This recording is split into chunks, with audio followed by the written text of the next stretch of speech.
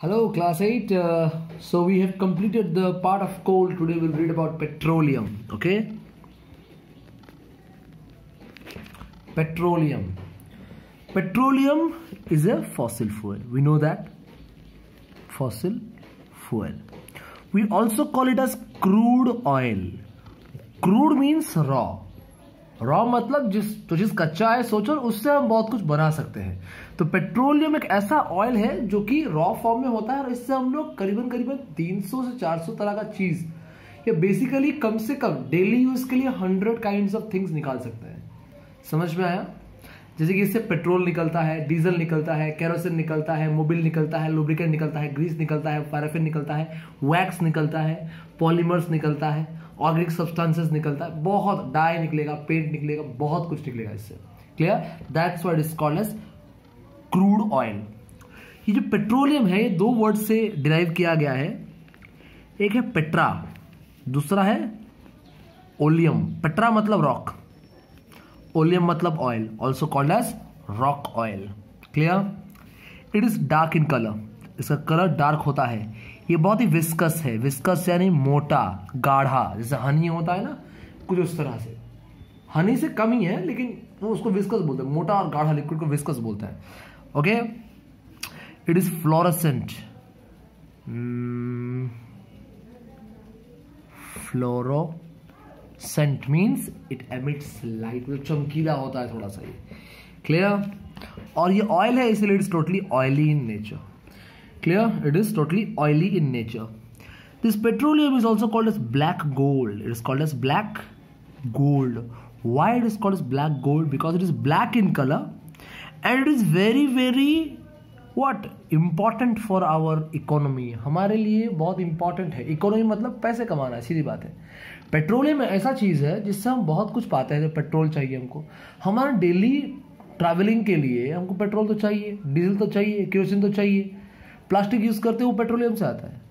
समझ में आ रहा है? तो मेन मतलब हमारे इकोनॉमी या हमारे लिए जो इंपॉर्टेंट है, ओके, वो पेट्रोलियम से आता है। इसलिए हम इसको गोल्ड जितना प्रेशियस मानते हैं। It is one of the important source of energy, हमारे लिए बहुत इंपॉर्टेंट सोर्स ऑफ एनर्जी है, इसीलिए हम इसको मानते हैं black gold. Okay? So the first oil well in the whole world, पहला ऑयल वेल कहां ड्रिल किया गया था? ऑयल वेल तो पेट्रोलियम कैसे निकालते हैं? जमीन में ड्रिल करके निकालते हैं। ओके, तो पहले कहां ड्रिल किया गया था? पेंसिल्वेनिया। ओके, पेंसिल्वेनिया, ये है यूएसए में और ये हुआ था 1859 में। It was done in 1859। Clear? समझ में आ रहा है? Got my point? ओके, अब देखते हैं पेट्रोल फॉर्म कैसे हुआ था। Petroleum, not petrol, petroleum form कैसे हुआ था। ये होता है मेराइन ऑर्गेनिज्म से। मेराइन ऑर्गेनिज्म से। कोल किससे बनता था? ट्री से बनता था। पेट्रोलियम किससे बनता है? मेराइन ऑर्गेनिजम्स मींस वाटर में रहने वाले प्लांट्स और animals. Water means marine, marine का मतलब एग्जैक्टली वाटर तो नहीं कह सकते, ये होता है सी water.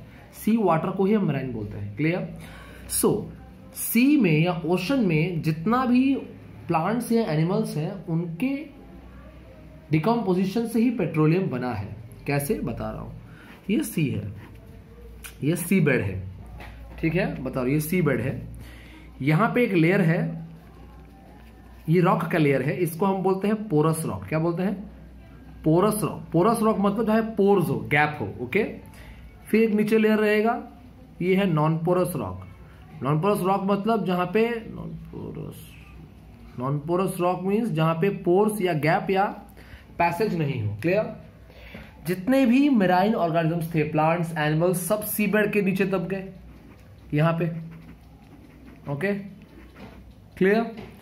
And due to the same procedure like high temperature, high pressure and absence of air, जो कोल में हुआ था, यहां पे सब बरी हो गए सीबेड के नीचे। With the help of high temperature, high pressure and absence of air, they all turned into two things, petroleum and natural gas. Natural gas. Clear? यहां पे जो दब गया, हाई टेम्परेचर मिला इसको, हाई प्रेशर मिला इसको, प्लस एयर भी एब्सेंट रहा नीचे, जिसकी वजह से ये सारा मेराइन ऑर्गेनिजम्स डिकम्पोज होकर बन गए पेट्रोलियम और नेचुरल गैस। अब देखो पेट्रोलियम लिक्विड है, तो लिक्विड क्या करेगा, इस गैप्स में घुस जाएगा और यहां हम पाएंगे पेट्रोलियम।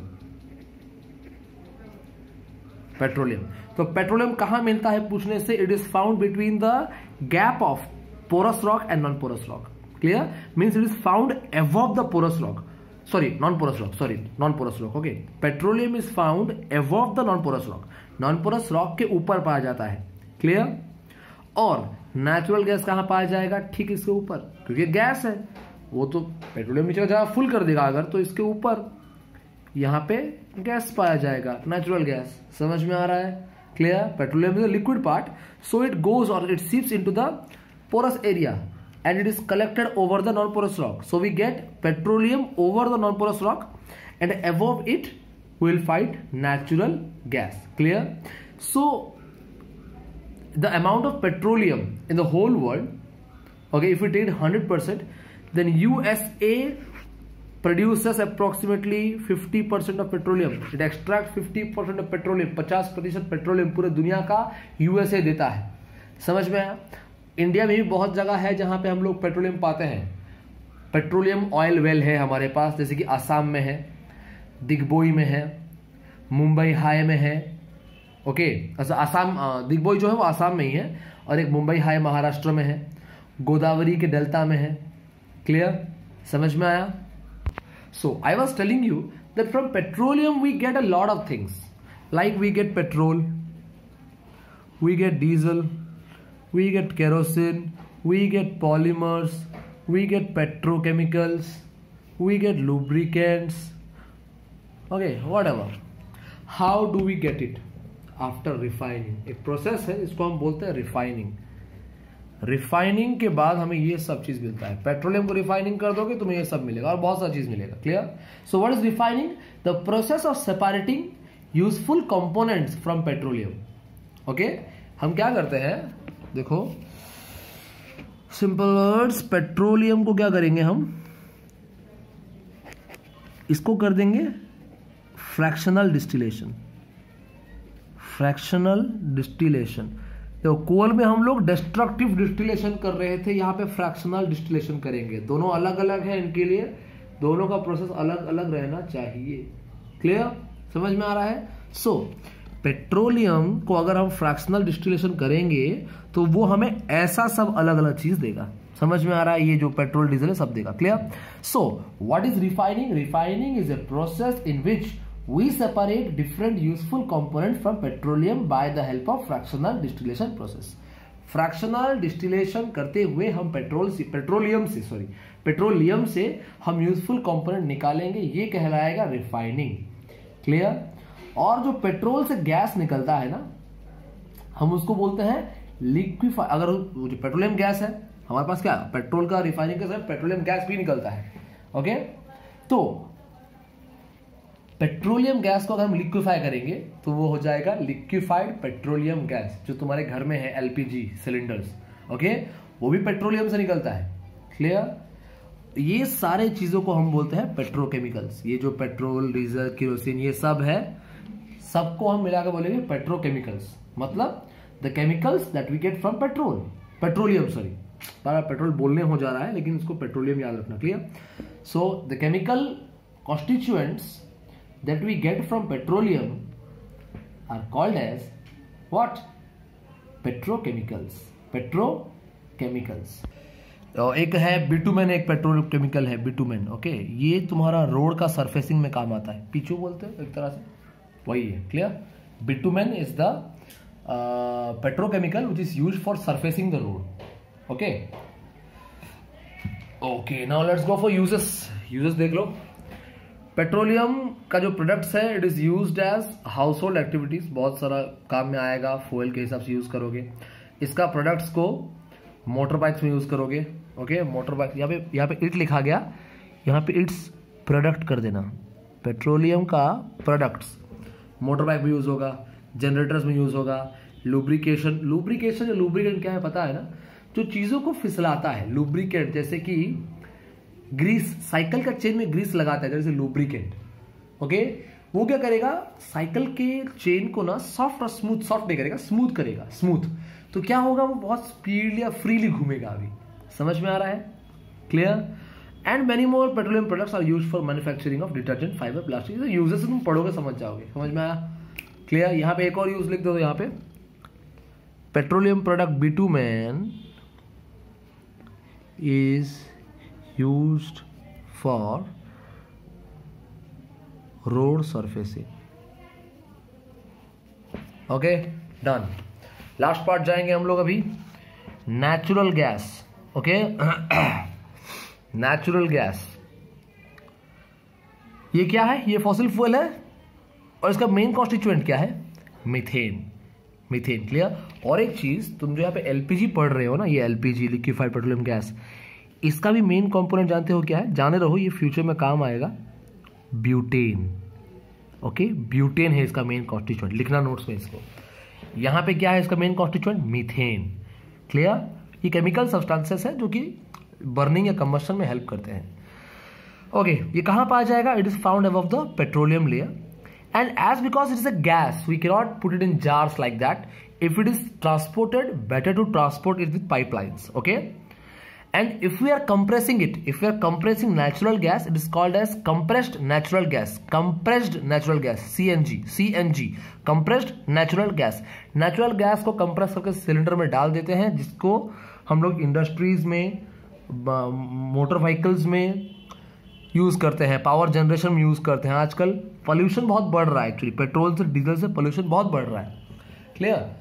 तो इसके वजह से गवर्नमेंट और ऐसा बहुत सारा कंपनीज है जो कि सीएनजी कार्स इन्वेंट किया है, सीएनजी कार्स बनाया है, जिससे पोल्यूशन बहुत कम है. Actually CNG is one of the finest fuel. वो एनवायरमेंटल फ्रेंडली है, वो कोई हार्म नहीं पहुंचाता एनवायरमेंट को. समझ में आया? It does not harm the environment. Clear? Getting my point? समझ में आ रहा है क्या है? हाँ, ओके. सो चैप्टर खत्म यहां पे तुम्हारा. क्लियर? क्वेश्चंस भेज रहा हूं, उसका आंसर्स करना. क्लियर?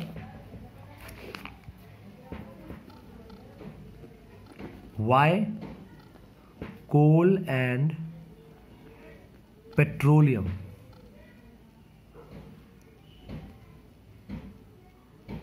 Are exhausting. खत्म क्यों हो रहा है?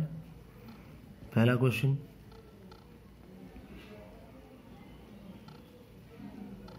Why it is not safe to use coal as a fuel directly for cooking. खाना बनाने के लिए कोल डायरेक्टली यूज क्यों नहीं करना चाहिए? Which petroleum products are used as fuel in automobiles? Which of them are polluting and which are non-polluting? Clear? 3 questions है. कोल और पेट्रोलियम खत्म क्यों हो रहा है? कोल को हम लोग खाना बनाने के लिए क्यों इस्तेमाल नहीं करते, क्यों वो सेफ नहीं है, और कौन कौन सा पेट्रोलियम प्रोडक्ट को हम लोग फ्यूल के हिसाब से यूज करते हैं ऑटोमोबाइल्स में, और उनमें से कौन सा पोल्यूटिंग है और कौन सा नॉन पोल्यूटिंग है, ये लिख के मेरे को भेजो. क्लियर? Chapter finish. डाउट्स बताना मेरे को. Clear? Okay, have a good day.